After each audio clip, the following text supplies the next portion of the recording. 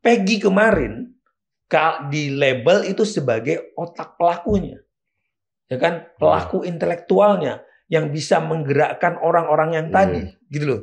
Nah sekarang Peggy yang ditangkap ini bukanlah Peggy pelaku kejahatan. Bagaimana logikanya kalau objeknya pekerjaan narkoba itu riskan? Secara Pak Rudiana pada waktu itu adalah kanit narkoba. Kita sudah bisa lihatlah dalam level tertinggi juga ada cerita tentang skandal dan bisnis narkoba ini. Antara mafia, penegak hukum itu selalu beda-beda tipis.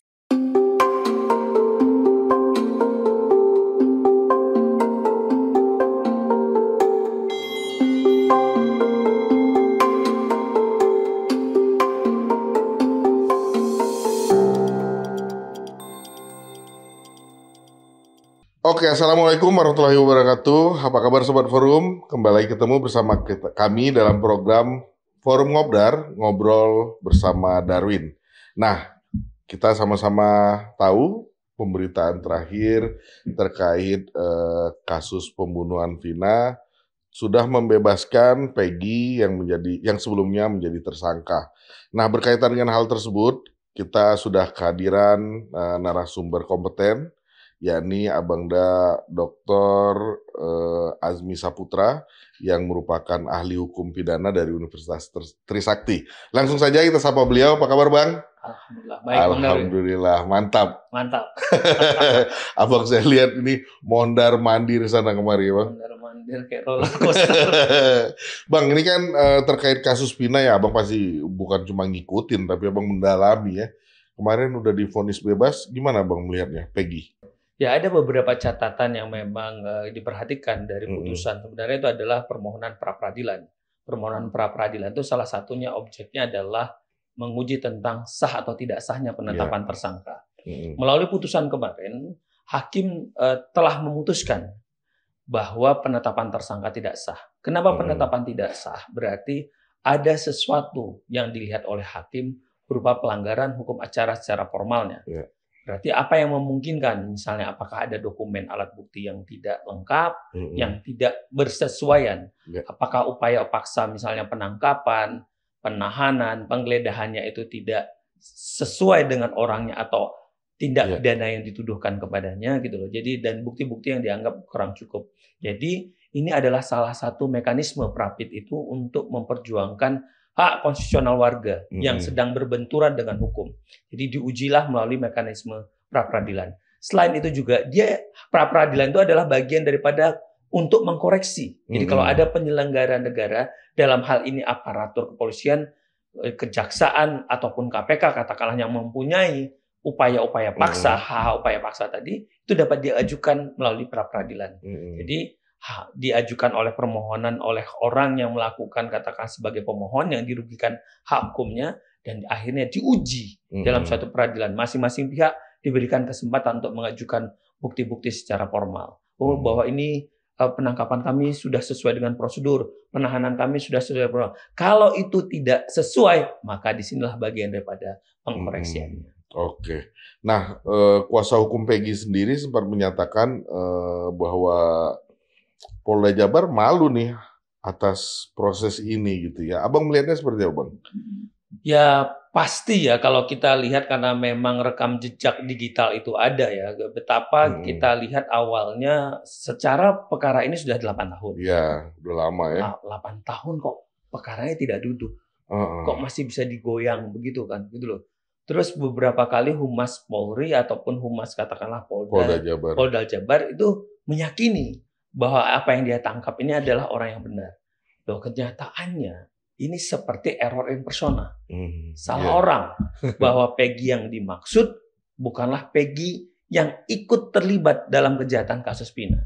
Nah, ini yang menjadi kok bisa ya seblunder itu ya. Seblunder itu ya kalau dibilang malu ini bukan malu lagi pakai banget ya gitu loh. Tapi ini ada sesuatu yang sebenarnya secara gini, Bang Darwin, kenapa ini menarik? Karena Peggy yang selama ini disampaikan itu adalah sebagai otak pelaku. Kan udah masuk nih, terpidana sebelumnya yang sudah diproses. 7 atau 8 orang tersebut itu sudah masuk menjalani proses penahanan dan labelnya sudah menjadi narapidana. Peggy yang DPO beserta 2 orang yang katanya awalnya itu adalah 3, kan gitu kan? Andi, satu lagi siapa? Andi dan Dani dan Peggy. Belakangan Andi dan Dani itu dikoreksi bahwa itu fiktif. Iya. Ya kan, tidak ada dia bilang kan oleh kepolisian. Tinggal Peggy Peron. Peggy kemarin di label itu sebagai otak pelakunya. Ya kan, pelaku intelektualnya yang bisa menggerakkan orang-orang yang tadi, gitu loh. Nah, sekarang Peggy yang ditangkap ini bebas. Bukanlah Peggy pelaku kejahatan.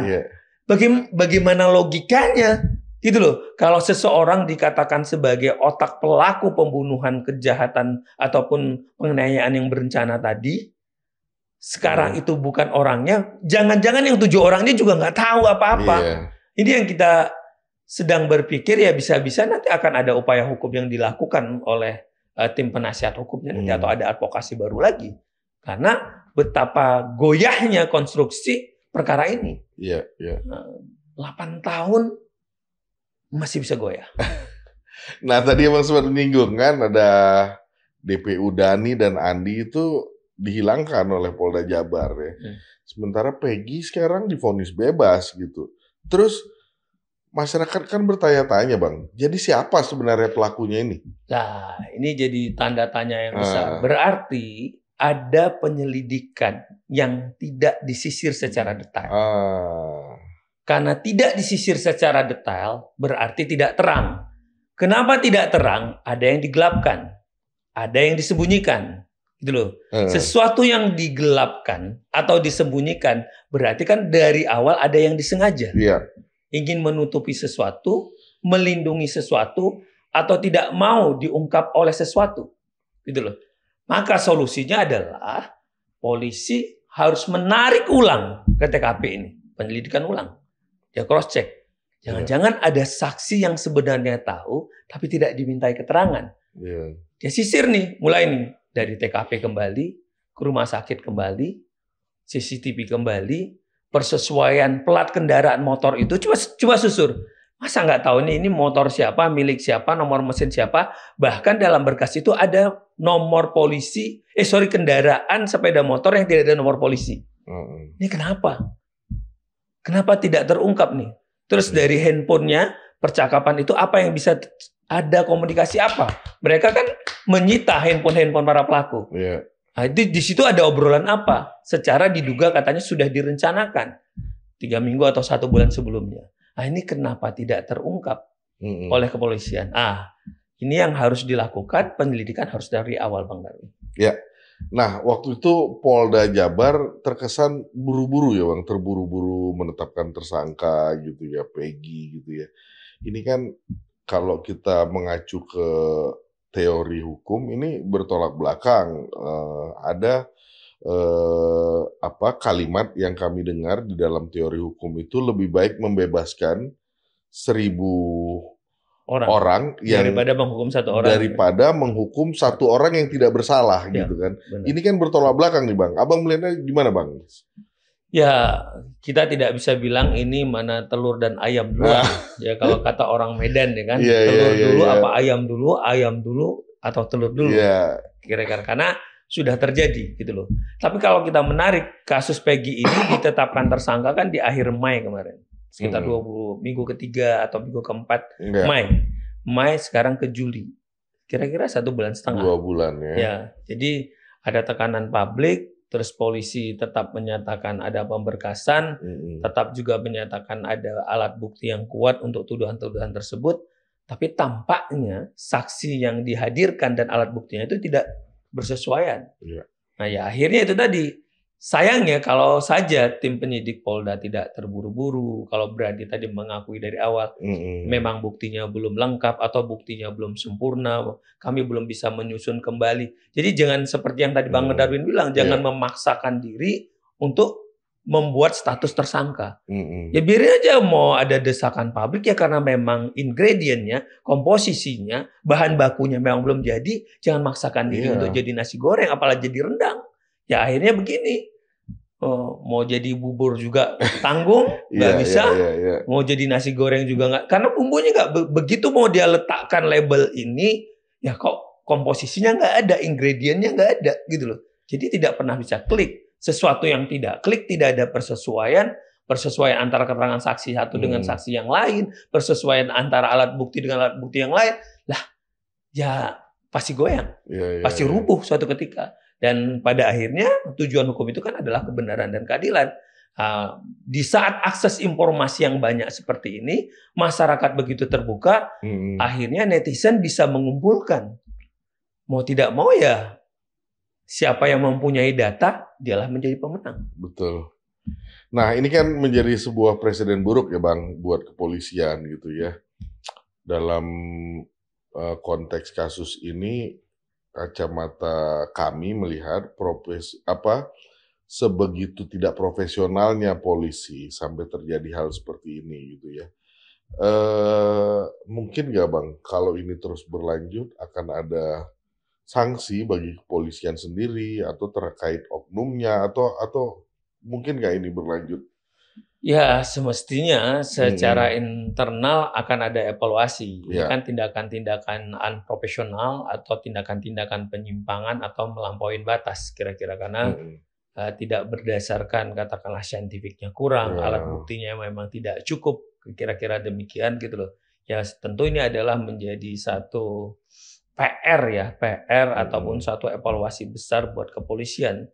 Karena gini ya, untuk perkara begini aja yang menyangkut nyawa kok bisa main-main. Nggak clear, kesannya kan ini nanti image-nya masyarakat, walaupun polisi pada waktu menjalankan kewajiban ya memang itu memang tugas dia.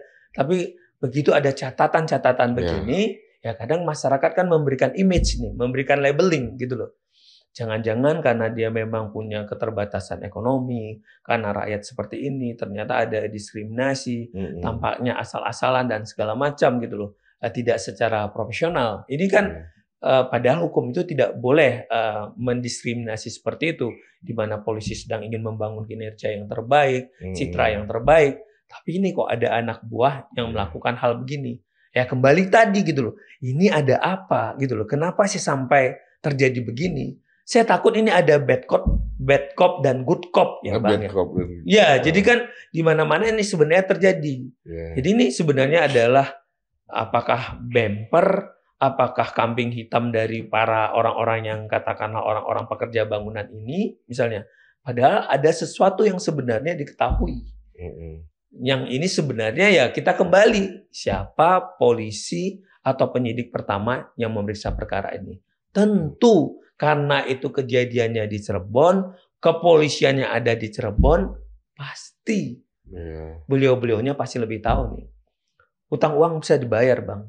Utang janji nyawa juga bisa dibayar. Tapi tidak dengan utang kebenaran, Bang. Utang kebenaran. Apalagi utang nyawa, apalagi utang nyawa. Terkesan ada yang disembunyikan, ada yang ditutupi gitu ya. Iya, karena nggak terang.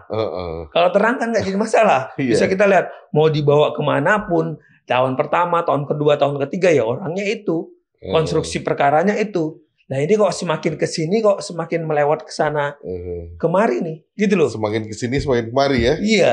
Ini gimana nih Bang Darul kan? Ini masyarakat malah bingung ini. Jangan-jangan nanti lah ini polisi bagaimana nih sikap polisi? Gitu.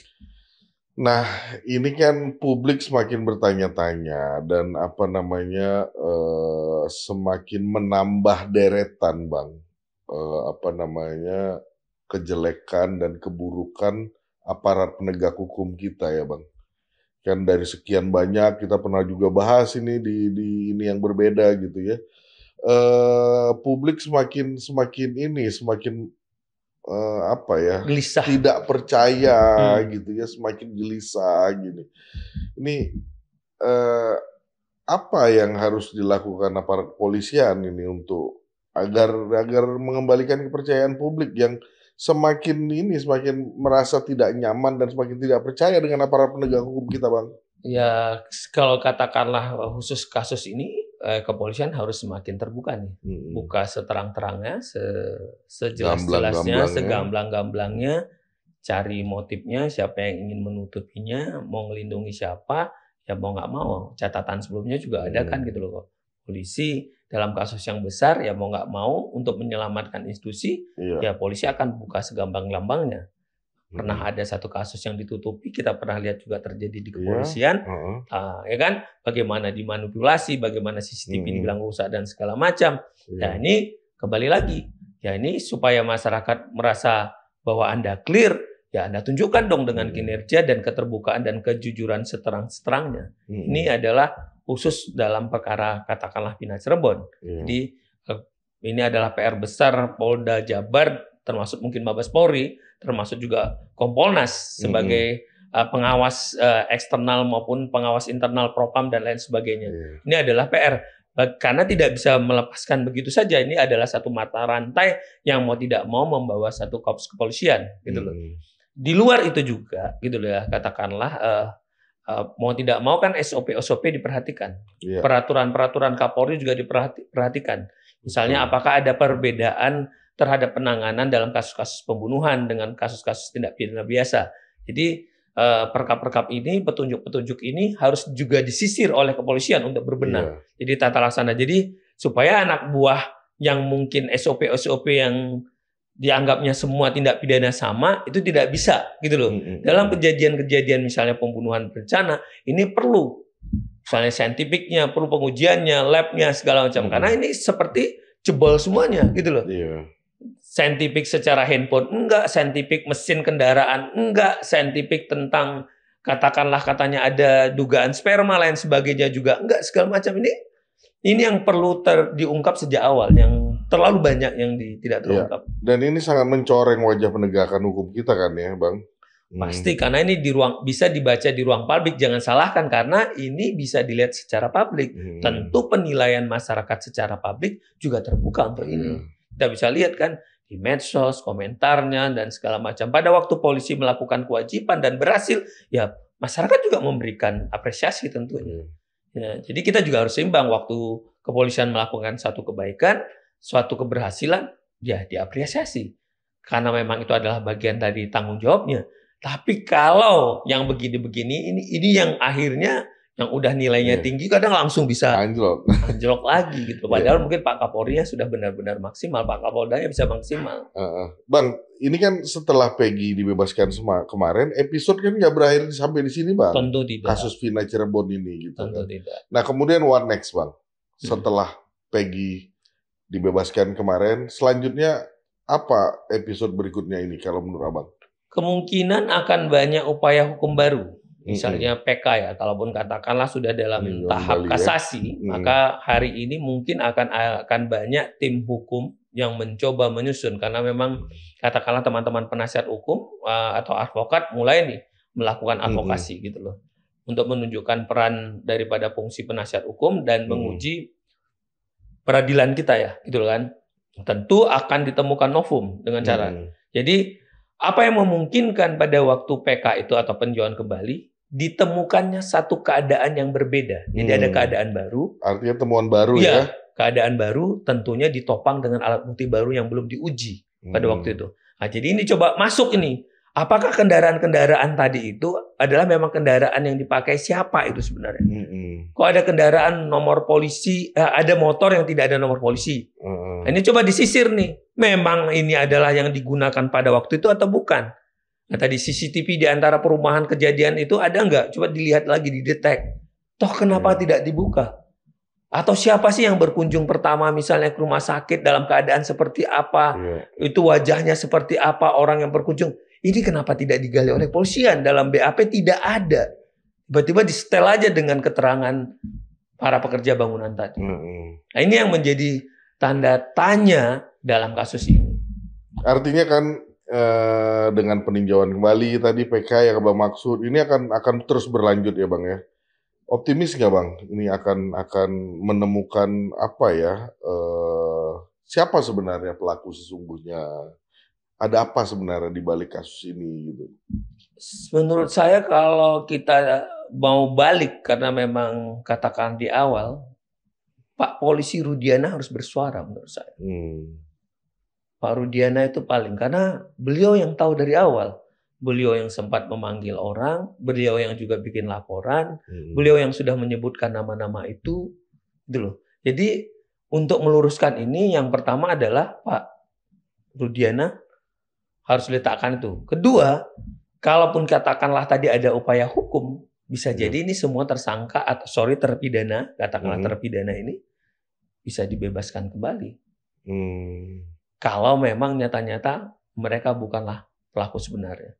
Secara karena selama ini diganjal dengan DPO.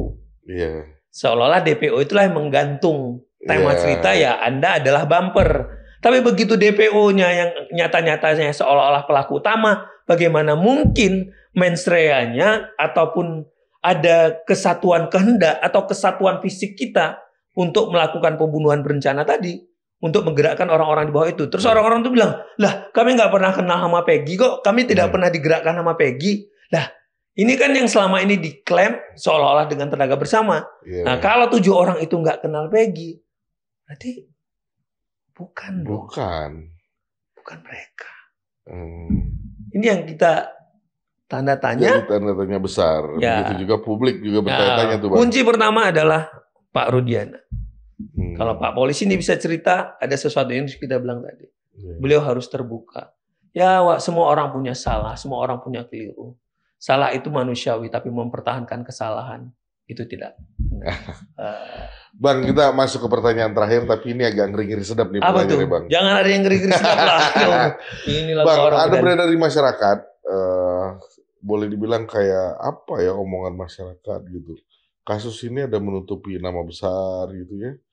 Nama besar, ada yang menyebutkan ini pejabat, ada yang menyebutkan ini petinggi kepolisian gitu. Sebenarnya Abang sendiri sebagai ahli hukum pidana melihat ke arah sana enggak sih, Bang? Ya, kalau kemungkinan kita tetap harus ada dugaan-dugaan tersebut secara perkara ini tidak terungkap secara gamblang. Namun untuk membuktikan hal tersebut kan perlu dukungan-dukungan. Dukungan-dukungan apa yang akhirnya menguatkan asumsi-asumsi tadi supaya tidak liar gitu loh. Namun secara katakanlah secara logika saja, ya apakah ini nanti jadi cocokologi tapi lagi-lagi akan dicoba disusun. Bang Darwin juga bisa nih sama teman-teman juga nanti menyusun. Coba kita cross check apakah ada kaitannya, relevansinya. Karena di mana-mana ini bicara tentang kalau objeknya pekerjaan narkoba itu riskan. Secara Pak Rudiana pada waktu itu adalah kanit narkoba. Kita sudah bisa lihatlah dalam level tertinggi juga ada cerita tentang skandal dan bisnis narkoba ini. Antara mafia, penegak hukum itu selalu beda-beda tipis. Kalau ngeri-ngeri sedap tadi kan, betul nggak? Iya, betul.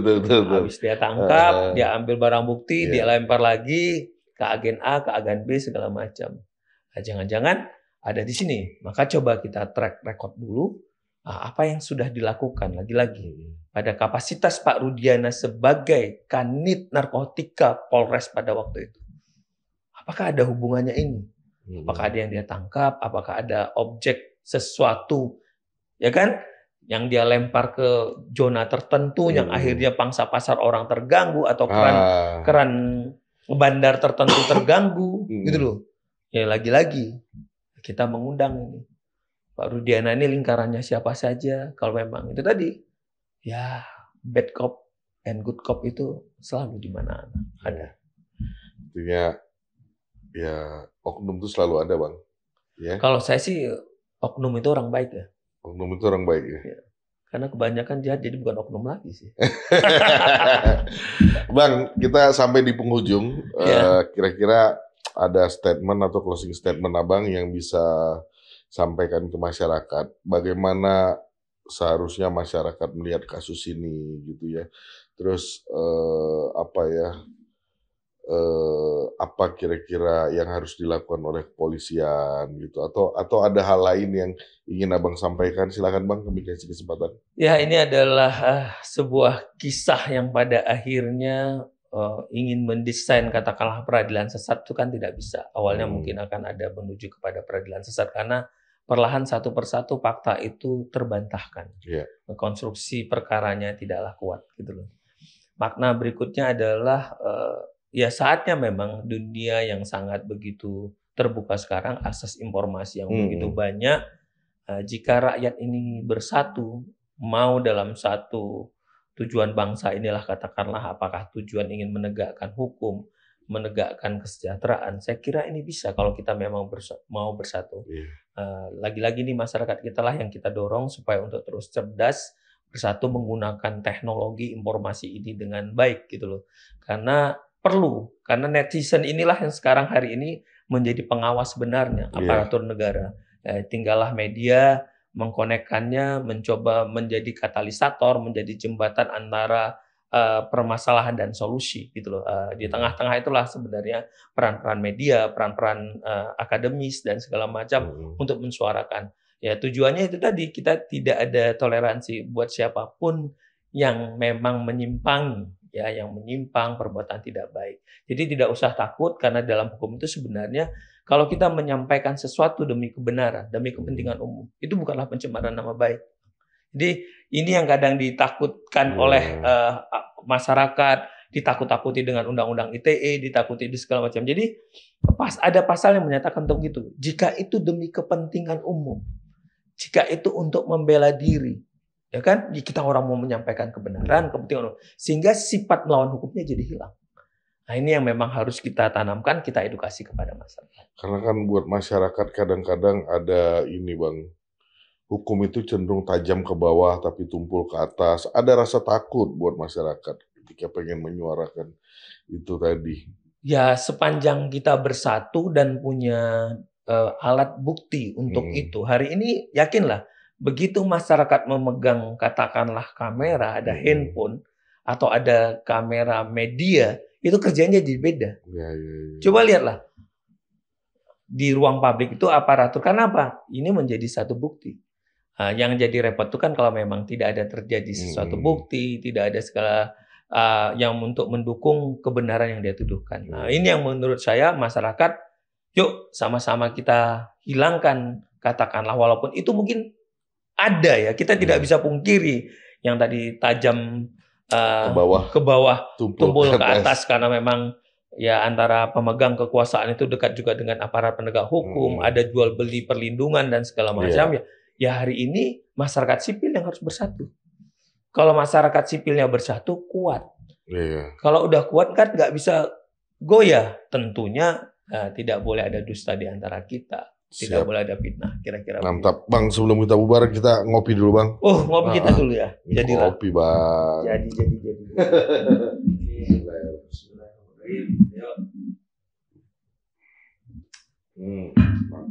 Mantap nih.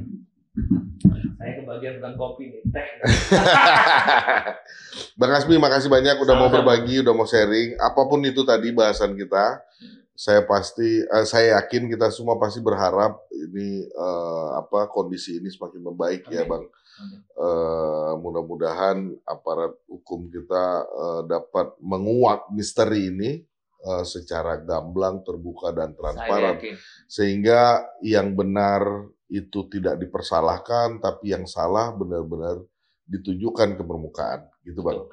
Bang Asmi, makasih banyak udah mau hadir di tengah-tengah kami. Sehat selalu Abang. Amin. Dilancarkan semua aktivitas. Amin, ya Rabbal. Saya tahu Abang cukup sibuk ini. Nggak kapok ya Bang di forum keadilan. Oke Bang.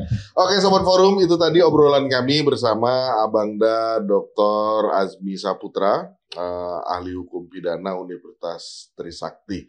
Saksikan terus Forum Ngobdar, ngobrol bersama Darwin. Kami akan hadirkan isu-isu terkini tentu saja dengan narasumber-narasumber kompeten lainnya. Terima kasih. Assalamualaikum warahmatullahi wabarakatuh. Waalaikumsalam warahmatullahi wabarakatuh.